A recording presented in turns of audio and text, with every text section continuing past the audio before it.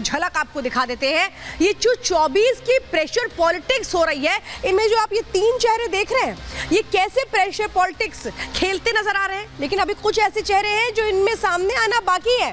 Pressure जबरदस्त है। अब देखना ये कि कौन प्रेशर लेता है और कौन खुद प्रेशर कुकर बन जाता है। ये बहुत अहम है, क्योंकि ये राजनीति है जिसमें क्या पकता है, क्या परोसा जाता है, ये सामने आना बड़ा अहम है। अब चलिए जरा दूसरी खबर भी आपको आज बता देती हूँ, अंदर की खबर में, जिसमें हम बात करेंगे।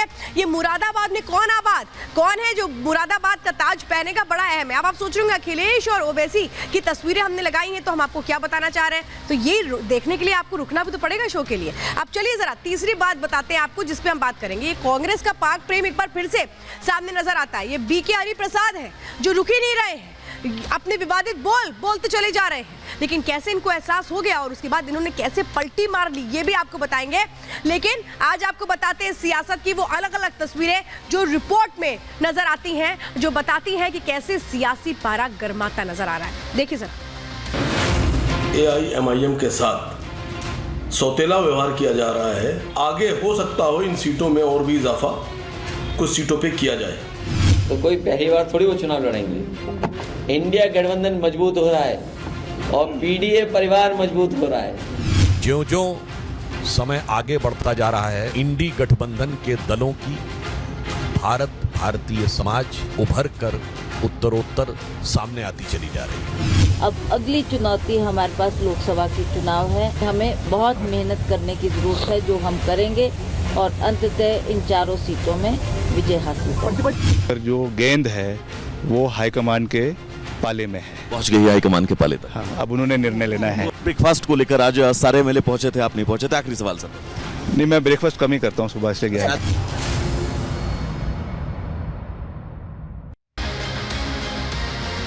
तो देखिए, जो पहली खबर मैंने आपको बताई है कि प्रेशर पॉलिटिक्स हो रही है। अब प्रेशर पॉलिटिक्स कहां हो रही है? एक पार्टी की दूसरे पार्टी के साथ नहीं, बल्कि पार्टी के अंदर ही प्रेशर पॉलिटिक्स खेले जाने लगी है। कैसे हो रहा है ये खेल, समझिए आप, क्योंकि चुनाव नजदीक है। ऐसे में क्या हो रहा है भाई, उत्तर प्रदेश जहां पर चुनाव अगर सबसे ज्यादा दिलचस्प तो इसलिए क्योंकि 80 सीटें उत्तर प्रदेश से आती है लोकसभा की। अब यहाँ पर क्या हो रहा है, AIMIM ने यूपी की 7 सीटों पर अपने प्रत्याशी उतारने का मन बना लिया है। अब अखिलेश यादव एक तरह से क्या कर रहे हैं, अखिलेश यादव के साथ बात बनती नजर आ रही थी। ये कहा जा रहा था बात हो रही है, ये कहा जा रहा है, लेकिन यहाँ ओवैसी प्रेशर पॉलिटिक्स खेल रहे हैं। अखिलेश यादव से उन्होंने 5 सीटें मांगी हैं। ये कहा है कि 5 सीटें नहीं दोगे तो 25 उम्मीदवार उतार देंगे, फिर आपके लिए मैदान में टिक पाना मुश्किल होगा। अब अखिलेश के पीडीए फॉर्मूले को इससे खतरा है, यानी पिछड़ा, दलित और अल्पसंख्यक, वो फॉर्मूला जिस पर अखिलेश यादव आगे बढ़ रहे हैं, उससे सीधे सीधे खतरा हो जाएगा अगर ओवैसी इसी स्ट्रैटेजी पर आगे बढ़ते हैं। अल्पसंख्यक वर्ग ओवैसी के खाते में जा सकता है और उस पर सीधे सीधे चोट किसको होगी, अखिलेश यादव को होगी। अब देखिए, यही तो खेल खेला गया था ना अखिलेश यादव की ओर से भी। कहते हैं जो बोगे वैसा ही तो काटोगे भी। अखिलेश यादव ने कांग्रेस के साथ कौन सी प्रेशर पॉलिटिक्स की थी? उन्होंने जो अब सीट फॉर्मूला तय हुआ है, इसके पहले ये साफ तौर पे कह देते कि भाई मैं तो न्याय यात्रा का हिस्सा नहीं बनूंगा, क्योंकि आप सीट शेयरिंग फॉर्मूला ही तय नहीं कर रहे हैं। अमेठी आते आते तक तो अखिलेश यादव ने दूसरी लिस्ट भी जारी कर दी, और ये वो प्रेशर थी जिसके बाद ये जो सीट शेयरिंग फॉर्मूला आप देख रहे हैं, ये देखने को मिला था। यानी 63 सीट समाजवादी पार्टी ने अपने पास रखी और 17 सीटों पे कहा कांग्रेस को कि भाई अब आप चुनाव लड़ लो। इसके बाद क्या होता है, कांग्रेस ये कहती है समाजवादी पार्टी से कि भाई हमें तो 21 सीटें चाहिए, इससे कम कुछ हम करेंगे नहीं। तो अखिलेश यादव ने साफ तौर पे कहा कि मैं तो फिर साथ नहीं चल पाऊंगा, अकेले तुम चलो। और ये कैसे सामने आया था, जब पहली लिस्ट सामने आई थी, उसी के बाद ये समझ में आने लगा था कि इंडी गठबंधन में सब कुछ ठीक ठाक नहीं है। गठबंधन हुआ, लेकिन अब आप समझिए चली किसकी, अखिलेश यादव की। अखिलेश यादव ने मुरादाबाद सीट नहीं दी कांग्रेस को। अब यही खेल हमें हिमाचल में होता नजर आ रहा है।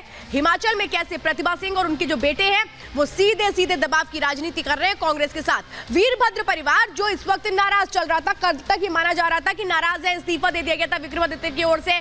आज सुबह ये कहा जा रहा था जब ब्रेकफास्ट के लिए बुलाया गया तो वो कहते हैं कि मैं तो भाई ब्रेकफास्ट पर बात ही नहीं करना चाहता हूं, मैं तो इस पर आगे कुछ कहना ही नहीं चाहता हूं। प्रतिभा सिंह ने आला कमान से बात कर ली। इस बीच ये कहा जा रहा था कि आला कमान से उन्होंने अपनी नाराजगी जाहिर की और उनके मन में क्या है वो बताया, वो चाहती क्या है वो बताया।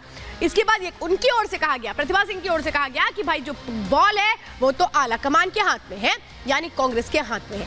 आला कमान से प्रतिभा की बात होती है और उसके बाद क्या इतना बड़ा कोई आश्वासन मिलता है, क्या इतनी बड़ी कोई डील होती है, इसके बाद प्रतिभा सिंह का रुख भी आज बदलता नजर आता है। अब समझिए कि लोकसभा चुनाव के बाद क्या कोई बड़ा बदलाव होने वाला है, इसीलिए अब ये जो अलग अलग राहें थी ये सब साथ आ चुके हैं, ये आगे बढ़ करके मिल करके साथ लड़ने की रणनीति अपना रहे हैं। बहुत कुछ ऐसा हुआ है, ये आज मैं आपको बताने जा रही हूं कि आखिर हुआ क्या, कैसे ये पूरी की पूरी जो पिक्चर है वो बदली है, वो बताते हैं।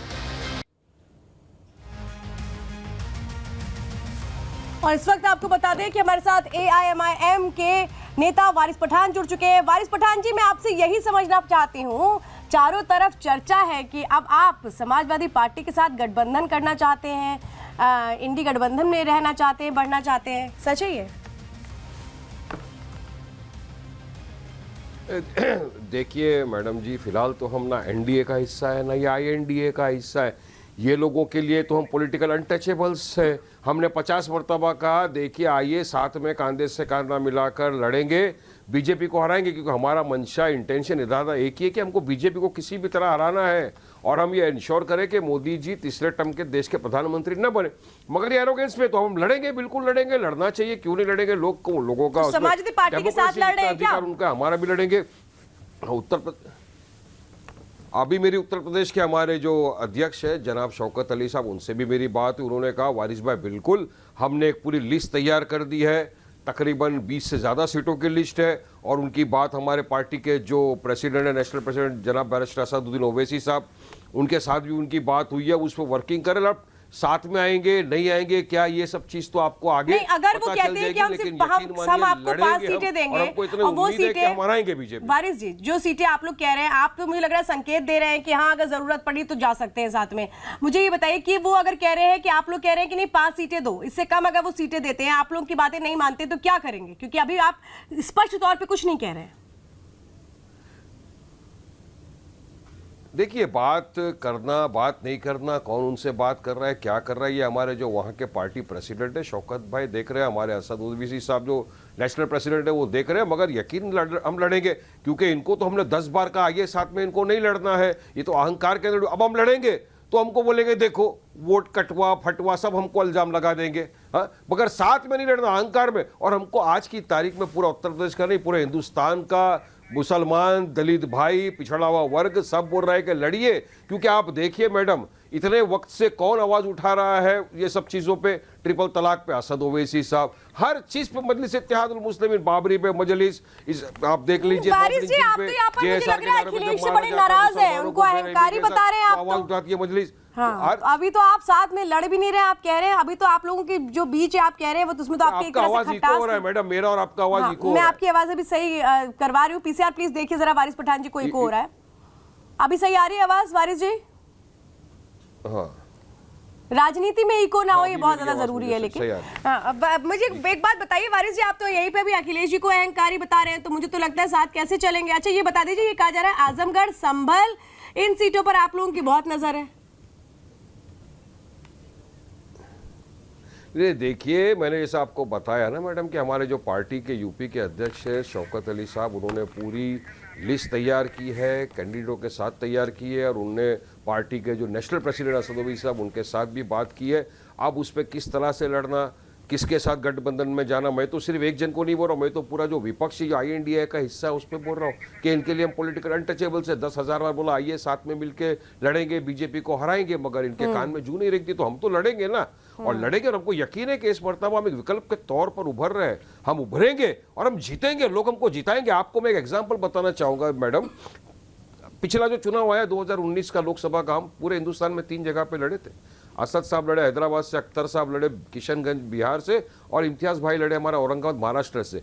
3 में अगर हमारा रेशियो देखोगे तो 2 जगह आपको। लेकिन वारिस जी, ये बात तो हकीकत है कि उसमें आपने उत्तर प्रदेश में कोई चुनाव नहीं लड़ा था, इसीलिए मैं सवाल कर रही हूं। लेकिन आपकी बातों से लग रहा है कि आप लोग गठबंधन की कोशिश कर रहे हैं, लेकिन बातचीत नहीं बन पा रही है। वारिस जी, बहुत बहुत धन्यवाद हमारे साथ जुड़ने के लिए और अपनी बातें रखने के लिए।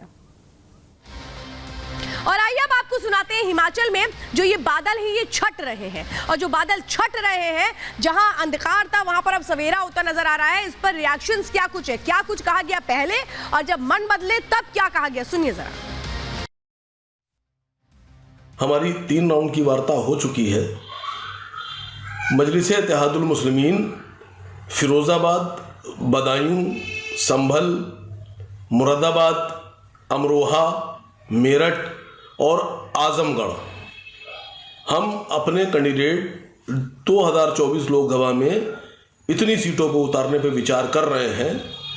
बाकी हमारी बातचीत चल रही है, आगे हो सकता हो इन सीटों में और भी इजाफा कुछ सीटों पे किया जाए।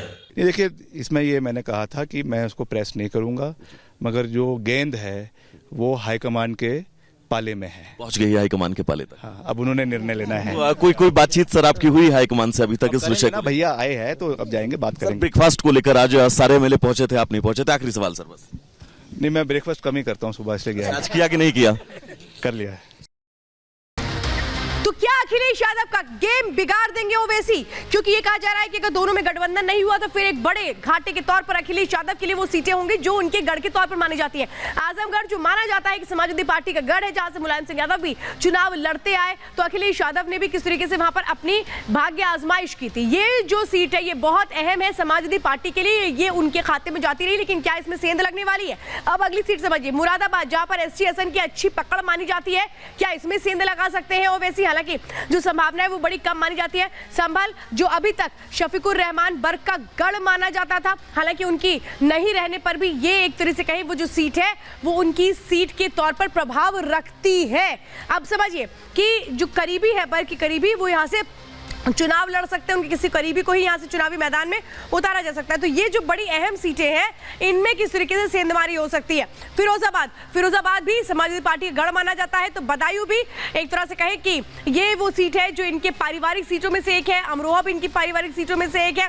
अब देखना यह है कि ये जितनी भी सीटें हैं इनमें ओवैसी क्या कोई खेल करते हैं, क्या ये मुश्किल भरी रात तय कर सकती है अखिलेश यादव के लिए? ये देखना बहुत दिलचस्प है।